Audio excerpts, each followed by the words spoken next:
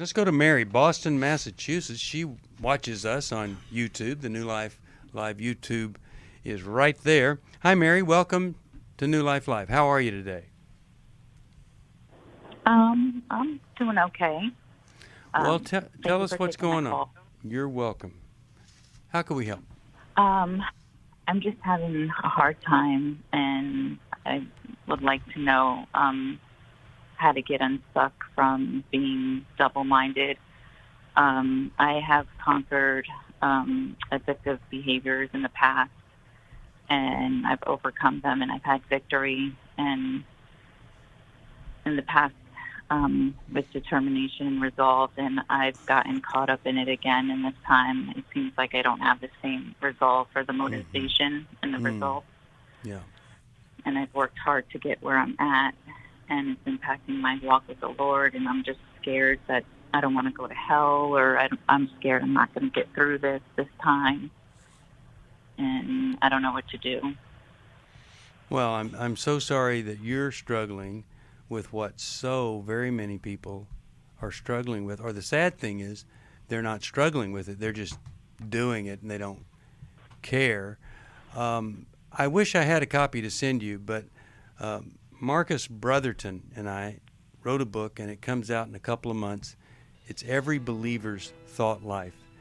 And when you hear the music, when we come back to break, I'll tell you a couple of things that might be helpful to you. But in a way, I'm glad you're struggling, because you want something better for yourself. I heard John Voight talk about being so desperate, and he was so miserable. He said, it's just so difficult. And he heard this voice, he believes it from God, and he said this: it's supposed to be difficult. When he heard that, it gave him hope, and he knew he was not alone, that the God of the universe was seeing him, knew him. And I believe that to be true. It is meant to be difficult. We're given challenges to grow so we can develop the character of Jesus Christ. And I think you're on your way. We'll be back after this. We're back. Steve Arterburn here. We're talking with Mary with these recurring intrusive thoughts. And Mary, can you tell us what are the nature of the thoughts that you hate being there? It's sexual. Okay, so are you lusting after somebody? Or are you thinking about somebody in the past you've been with? How does that go for you? They're just, it's not a particular person or like an image. It's just curse words and blasphemous thoughts. So here's a question that I think is the beginning of stopping the intrusive thoughts, is to stop whatever you're doing when that happens and ask yourself this: what is it that I either want or I need that these thoughts might be bringing up or calling attention to this want or need? And sometimes, we've got this desperation down inside, and it just screams at us in this way and gets us so off track. But if we could discover, what does that represent? What is that need or that desire? Then I can go meet that need or desire. A lot of times when it's sexual thoughts, it's I am lonely, I am desperate, I need something better than this, I want to change the way I feel. And that's what's so great about having a sponsor in a recovery program. Love and Sex Addicts Anonymous, they have helped so many people turn things around.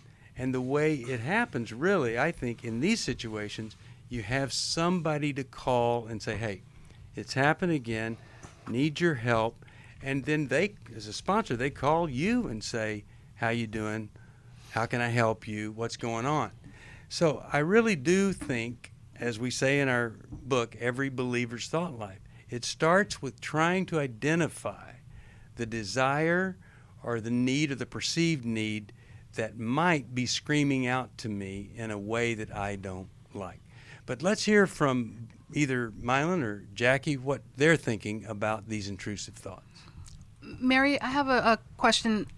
Have you had these thoughts since you were younger? Like since you were a child? No, they started when I was about 25, and then they went away for about.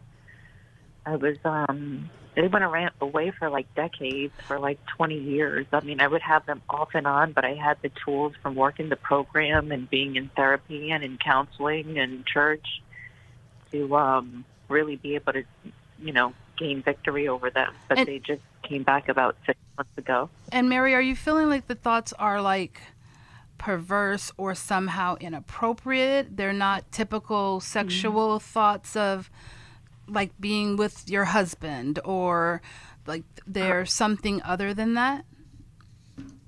Correct, yeah. Okay. Like they're kind of like, yeah. I heard you say, Mary, that there is cursing or blasphemous thoughts that go along with these sexual contemplations. Yes. So, Yes. have you ever been sexually assaulted, hurt, abused, misused in any way, Mary, at any time in your life? Yeah. Excuse me? My whole childhood, I was like, Oh, Mary. Yeah.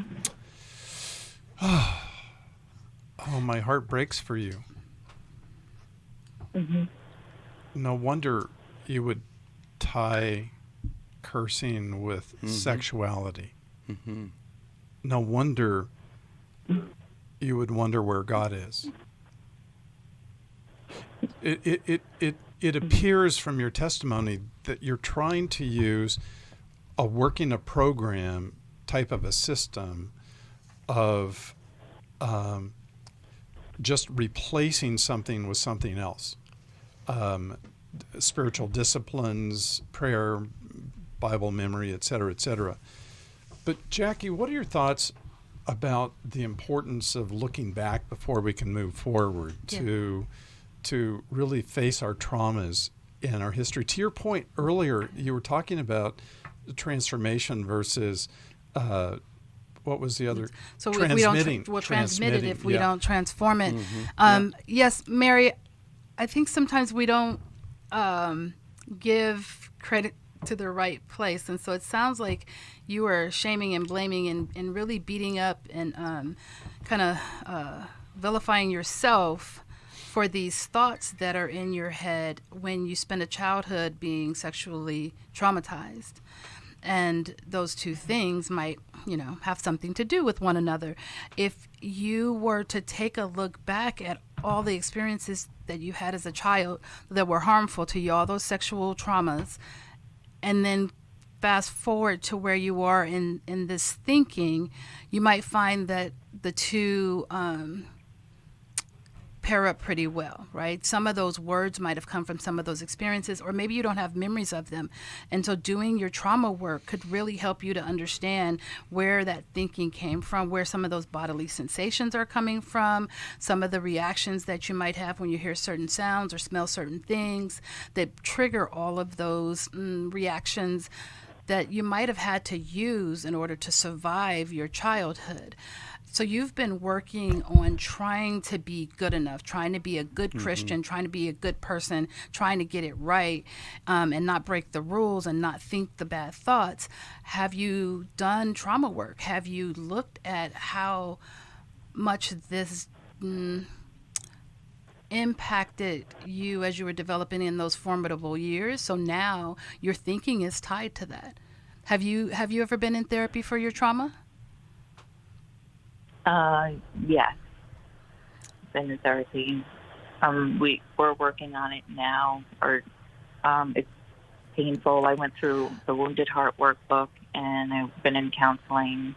So, but I thought sorry, go ahead. I was healed. You thought you had healed. I thought I was healed. What if you are healing? What if it's an ongoing process? Because there might be a lot of things that your brain has hidden from you, and something could happen and it could trigger that. Your body will hold on to things that you experienced in your childhood and not give you a date, time stamp, not give you images and or story to go along with it. And then you could have an experience in the present that triggers that past event, and now your body is back there again. And so it's not a shortcoming of yours that you are still struggling with this. You went through something that was intolerable. You went through something horrific, and it has changed your brain. Child abuse, sexual assault can cause a type of traumatic brain injury. And so you have neural pathways that were shaped by the trauma. And you're doing work to manage that, but you're white knuckling it, and maybe going back and looking at how did we get here, and you just continuing to use your tools. And so when it does come up, it's kind of like the forgiving 7 times 70. I usually think I'm not going to expect to be hurt that many times, but every time I'm reminded of that thing I forgave for, I have to go back and forgive again. And so sometimes our trauma is that way. I might feel like I really have worked through this until I'm sitting in a class and Chris Williams says I have to go to AA, and now all of a sudden my childhood is back up in my heart again, and I can't figure out why I'm so upset about it. I already dealt with this. Well, clearly there's something I now need to look at that's coming up right now, and I think that might be where you are. Yeah, and you've done some work, but I'm not hearing that you've ever worked with a trauma specialist.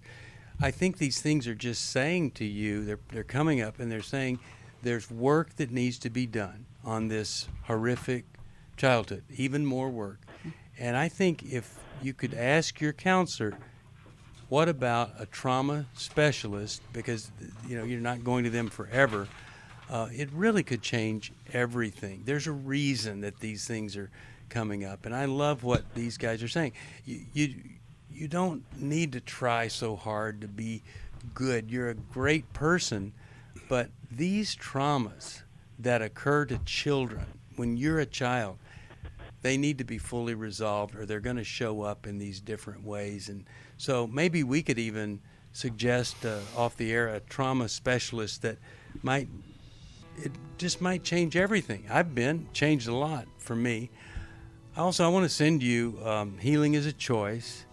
I hope that can help you. But oh my goodness, you have fought the good fight, I would say.